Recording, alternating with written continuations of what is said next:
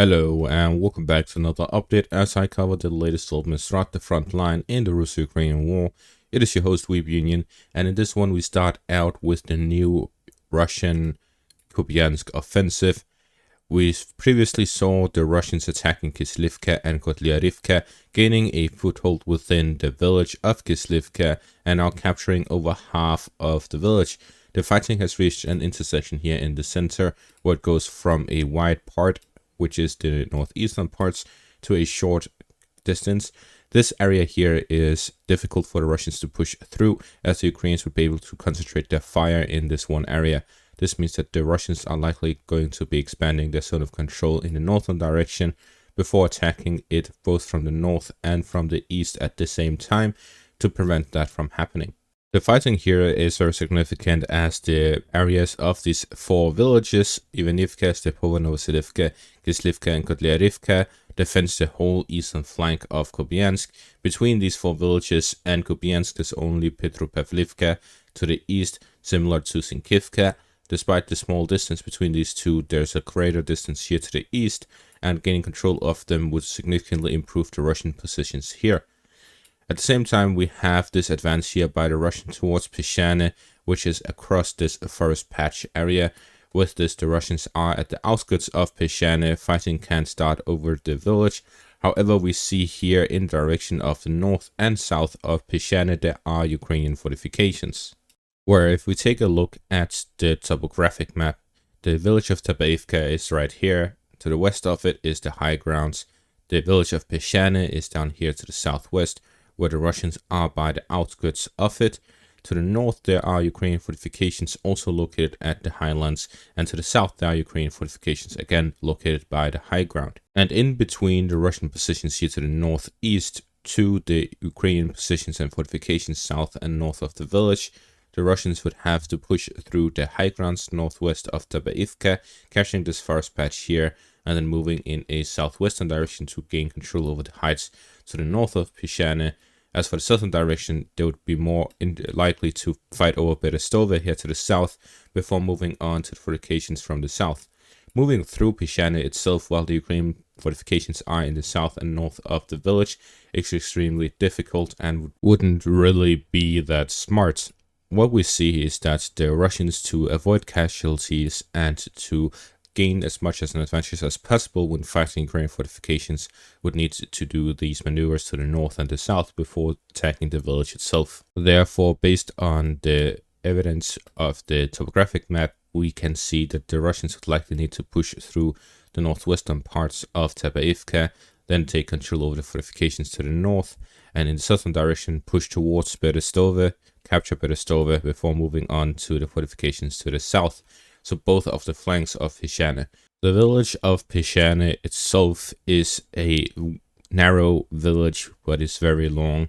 At the same time, there's no concentration of any fortifiable positions or positions where Ukrainian soldiers can entrench themselves within. The majority of the village are just houses, independent houses.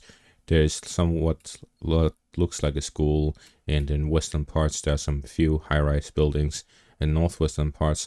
But other than that, the majority of the housing is just independent houses.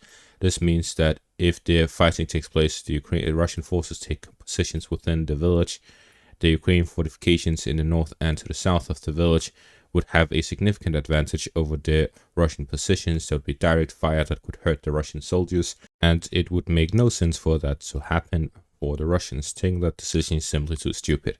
Instead, it is likely that the focus will be in the northern direction for Kyslivka and Ocheretyne and the fortifications associated with these two villages, then on to Avdiivka and Topographical before moving on west of Avdiivka towards the fortifications to the north and the direction of Berestove to the south, or if the Russians have enough troops, they simply do both at the same time.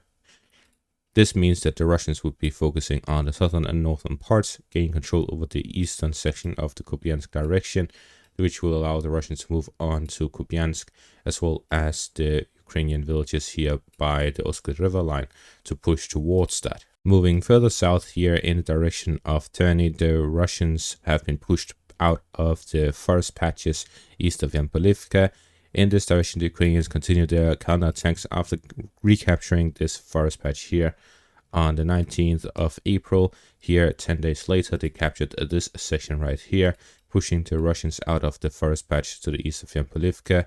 The Russians still have positions near Terny to the north, but the Ukrainians also counterattacked to the east of Terny to recapture some of these positions at the outskirts of the village.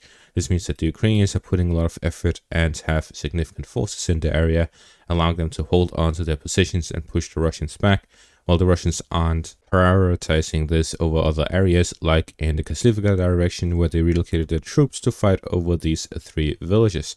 Instead of the Ukrainians, where the relocation is moving elite troops from one place to another, it is simply the Russians moving their troops from the rear to the front, where they move, for example, force from Svetova towards the front and start offensive operations.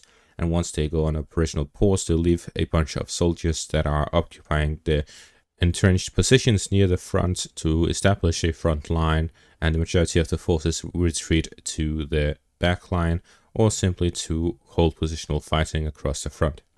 Moving further south in the Donetsk direction, the Russians have made some small advances by Ocheretyne, both to the west and east of the village. In the western direction, they have occupied the final parts of the trench here to the west of Ocheretyne, reaching the next Ukrainian defensive line here to the northeast of Sokil, where fighting will take place by the railways towards the Ukrainian fortifications in the area.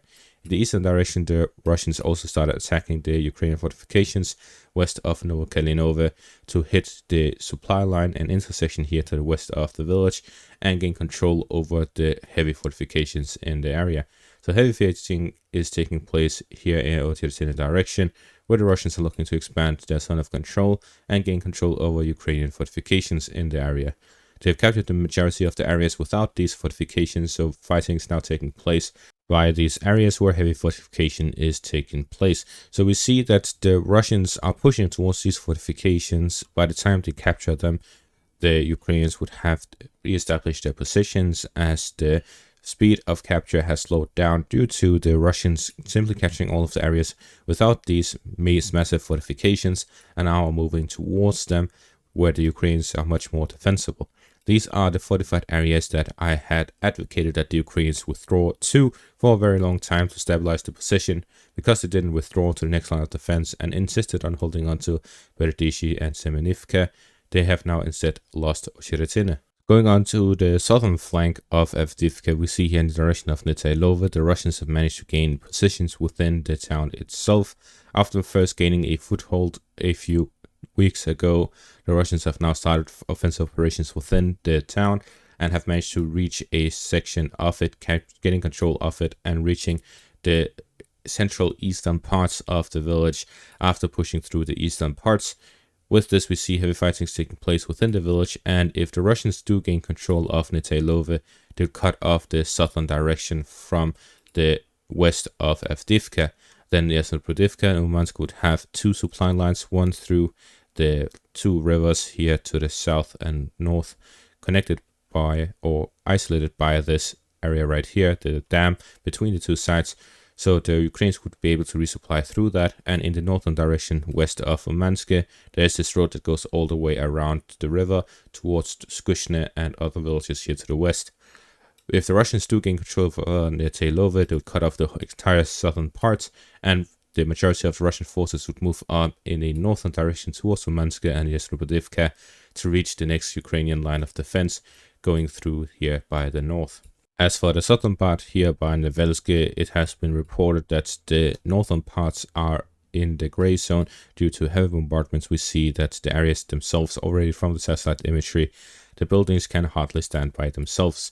There are these fortifications, but they are unnecessary for the Russians to hold on to, as it points in the eastern direction, and there's no significant advantage to be gained by gaining control of it, but it would put the Russians in a difficult situation until they launch an offensive in the western direction to gain control over the Ukrainian fortifications in the area, following the Ukrainian withdrawal from the pocket here in the east. Moving further south, we see here in the direction of the Dnipro River, the Ukrainians took control over this abandoned island here in between the Kherson city and the rest of the Kherson region under Russian control. There is no significance to this other than Ukrainian soldiers moving on to this island means that they're closer to the next island, If they move into the next island, then they can start moving onto the islands under Russian control. After that, they can start landings here in the south. But until then, the Ukrainians have control of this island. And that is going to be all for this update. Thank you all for watching. Make sure to leave a like, subscribe, check out my Patreon for additional content for a paid subscription. Thank you all for watching and have a great day.